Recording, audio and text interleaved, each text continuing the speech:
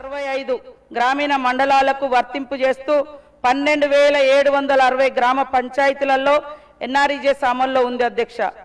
1,06,00,000 మంది వ్యక్తుల వర్తింపుతో 52 లక్షల జాబ్ కార్డులను జారీ చేయడం అయింది అధ్యక్ష.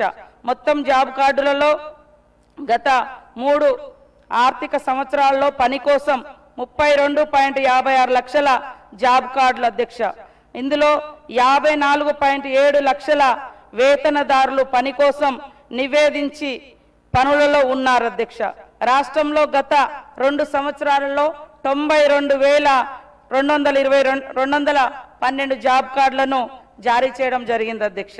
అదేవిధంగా 2006-07 ఆర్థిక సంవత్సరం నుంచి 2013-2014 ఆర్థిక సంవత్సరం వరకు తెలంగాణలో ఇదివరకు ఆంధ్రప్రదేశ్లోని తెలంగాణలో 90.93 కోట్ల పని దినాలను కల్పించడం ద్వారా 12,719 కోట్ల 66 లక్షల వ్యయం జరిగింది అధ్యక్ష. సగటున 32.56 లక్షల ఉనికిలో ఉన్న జాబ్ కార్డులలో 26 లక్షల గ్రామీణ కుటుంబాలు ప్రతి సంవత్సరం పని నిమిత్తం నివేదించారు అధ్యక్ష. నివేదిత కుటుంబాల ద్వారా సగటున 48.41 పని దినాలను వినియోగించడం జరిగింది అధ్యక్ష. 2014 వరకు చేపట్టిన ప్రధాన పనులు 2,988 కోట్లతో ఎస్సీ ఎస్టీ చిన్న సన్నకారు రైతుల భూమి అభివృద్ధి చేయడం జరిగింది అధ్యక్ష.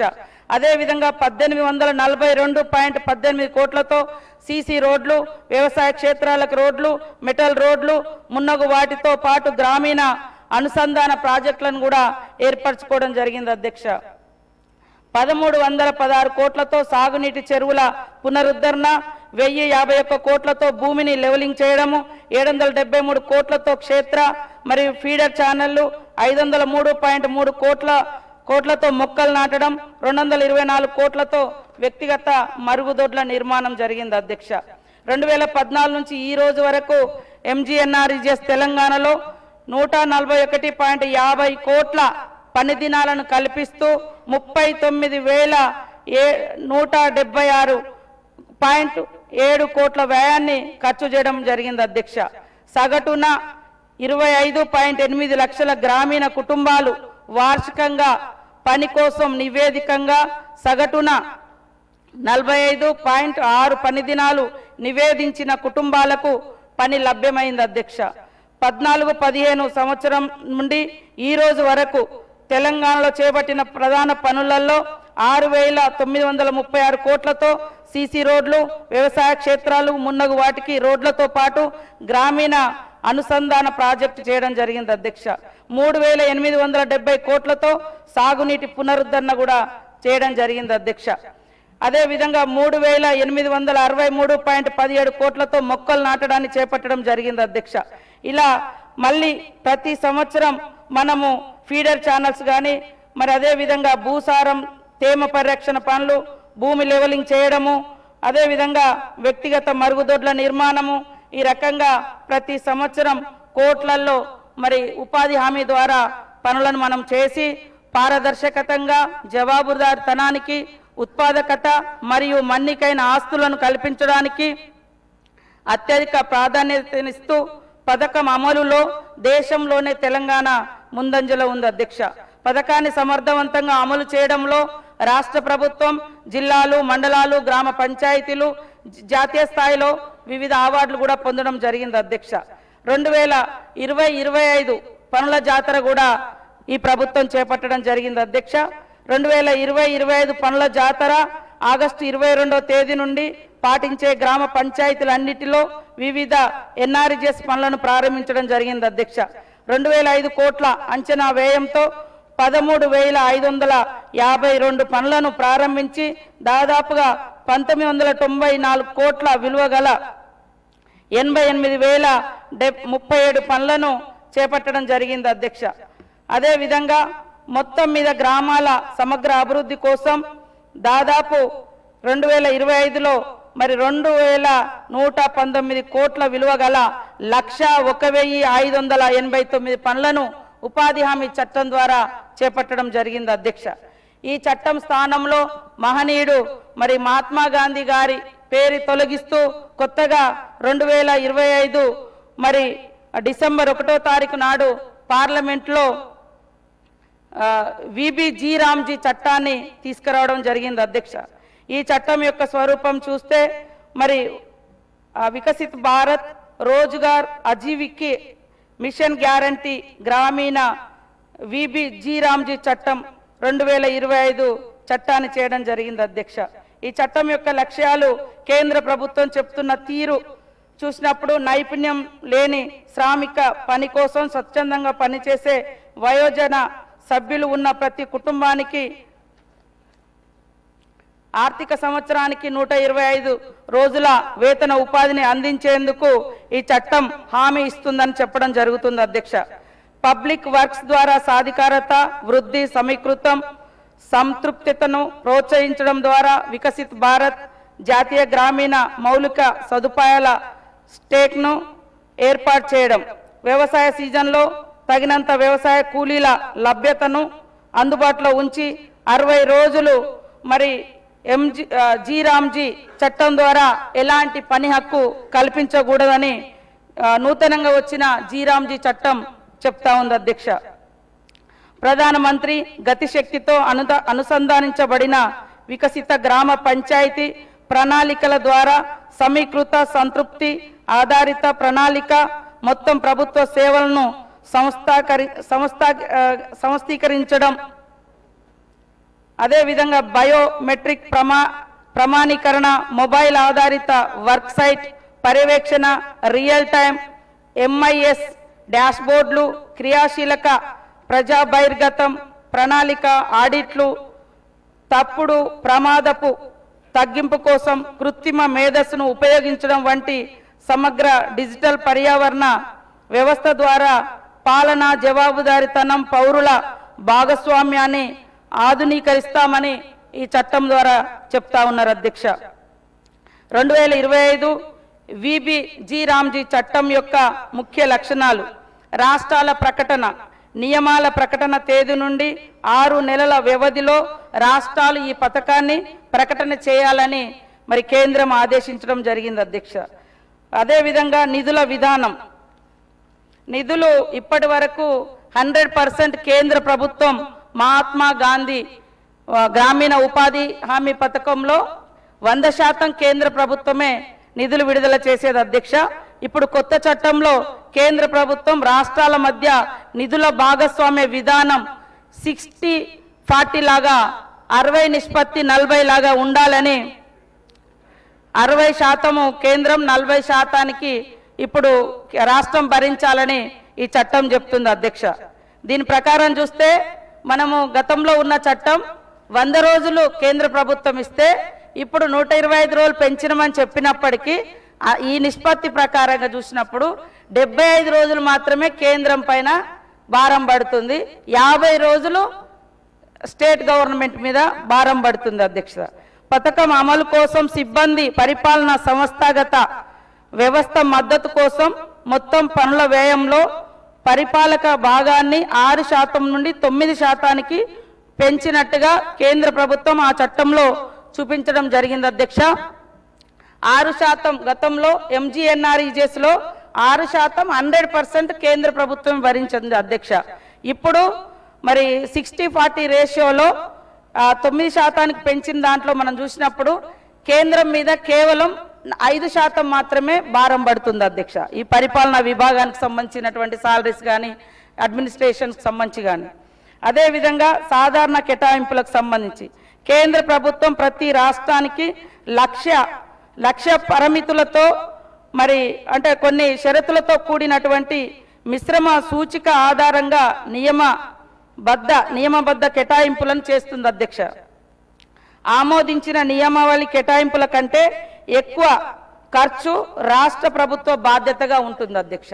ఇప్పుడు వచ్చినటువంటి నూతన చట్టంలో కేంద్ర ప్రభుత్వం నిర్ణయించిన విధంగా ప్రకృతి వైపరీత్యాలు లేదా అసాధారణ పరిస్థితులలో అనుమతించదగిన ప్రత్యేక సడలింపులు, సకాలంలో ప్రతిస్పందన మరియు ఉపశమనం, తాత్కాలిక మార్పులను అనుమతించడం అవుతుంది అధ్యక్ష. అదేవిధంగా వ్యవసాయ సీజన్ 60 రోజులు పనిలేని కాలంగా గుర్తించాలని మరి కేంద్ర ప్రభుత్వం జీ చట్టంలో పెట్టడం జరిగింది అధ్యక్ష. వ్యవసాయ కార్మికుల లభ్యతను నిర్ధారించడానికి రాష్ట్రాల ఆర్థిక సంవత్సరంలో 60 రోజుల వరకు ఉండే కాలాలను తెలియచేయాలి. విత్తనాలు వేసే కాలంలో అదేవిధంగా కోతల కాలంలో ఈ చట్టం కింద ఎలాంటి పనులను చేపట్టరావద్దని ఈ యొక్క జీ చట్టం తెలియజేస్తుంది అధ్యక్ష. పనుల ప్రణాళికకు సంబంధించి వికసిత గ్రామ పంచాయతీ ప్రణాళికల ద్వారా చేపట్టవలసిన సమీకృత పనులతో పాటు జీ కింద పనులన్నింటినీ పిఎం గతిశక్తి, GIS ఆధారిత పరికరాలు, ఇతర డిజిటల్ ప్రభుత్వ మౌలిక సదుపాయాలను ఉపయోగించుకొని గ్రామ పంచాయతీల అవసరాలను తీర్చడానికి ఒక భాగస్వామ్య సాక్ష్యాల ఆధారిత ప్రక్రియను రూపొందించడమైంది అధ్యక్ష.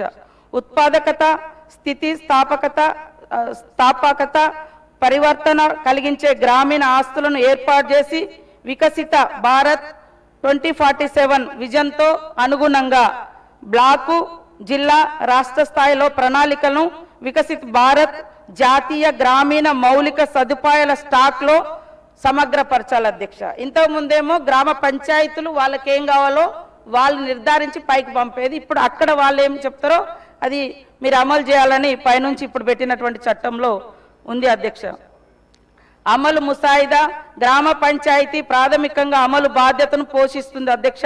గ్రామ సభ పనులన్నింటి అమలును పర్యవేక్షించి సమీక్షిస్తుంది అధ్యక్ష.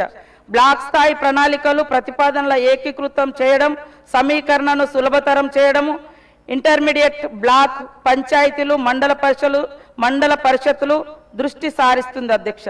జిల్లా పంచాయతీలు, జిల్లా పరిషత్తులు డిస్ట్రిక్ట్ ప్రోగ్రామ్ కోఆర్డినేటర్కు సహాయపడుతూ అమలు పర్యవేక్షణ కోసం సమగ్ర బాధ్యతను కలిగి ఉంటాయి.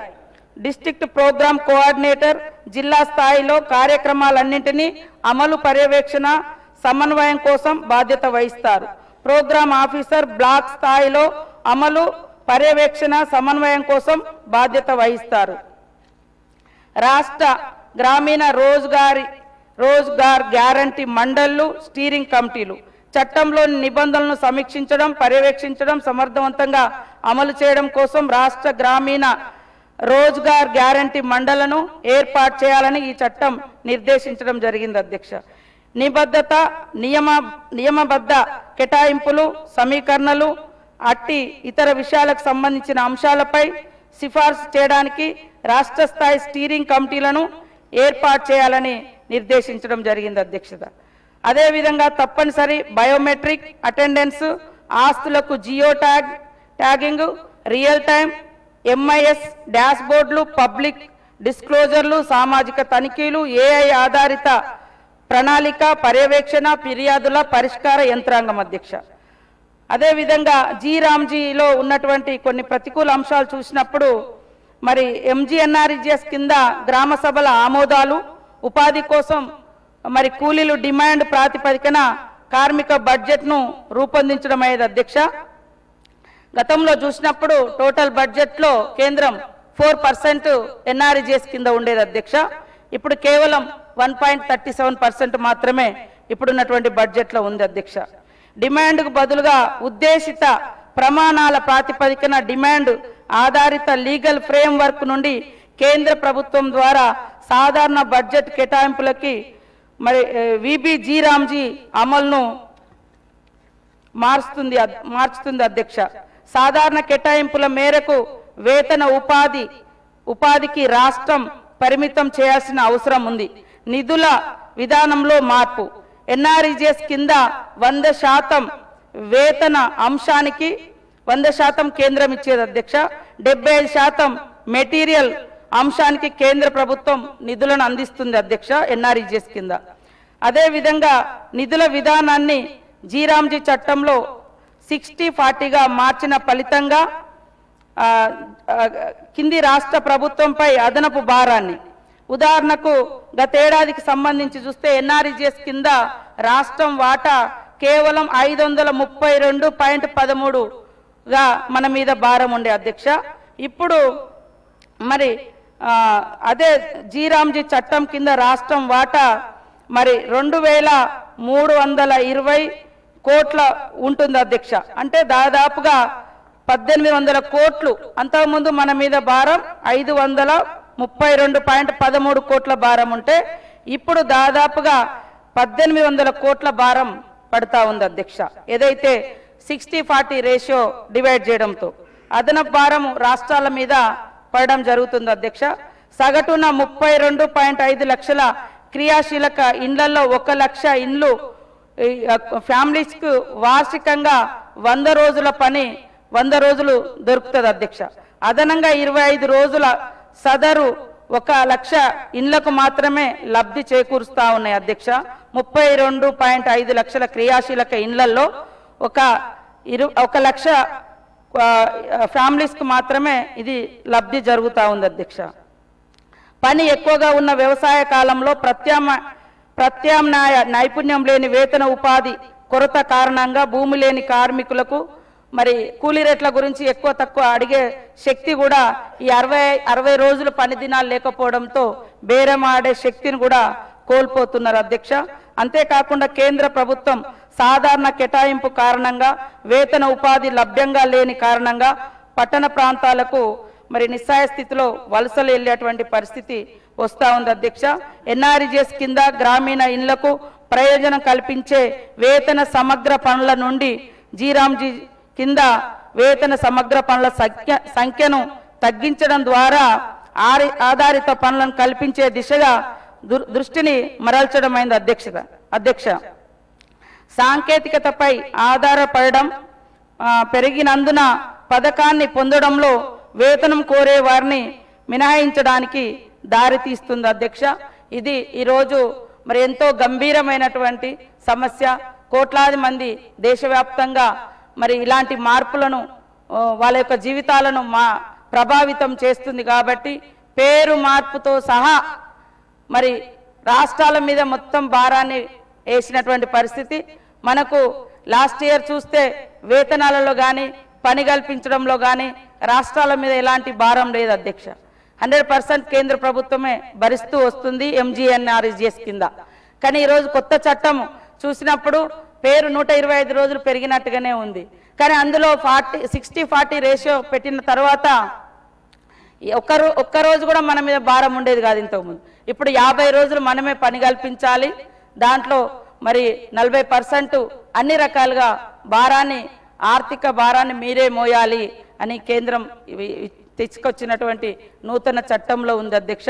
అందుకనే ఈరోజు అందరూ సభ్యులు రాజకీయాలకు అతీతంగా పేదలను దృష్టిలో పెట్టుకొని ఒక మంచి చర్చకు మరి ఆమోద ముద్ర వేసి పాత చట్టాన్ని, అదేవిధంగా ఈ దేశం కోసం పోరాడినటువంటి మహనీయుడు తన జీవితాన్ని దారబోసి ఎలాంటి స్వార్థం లేకుండా ఒంటి మీద సరైనటువంటి మరి అంగి కూడా వేసుకోకుండా సేవ చేసినటువంటి మహాత్ముని పేరును కొనసాగించాలని ఈరోజు మీ ముందు చర్చకు పెట్టడం జరిగింది అధ్యక్ష. ధన్యవాదాలు.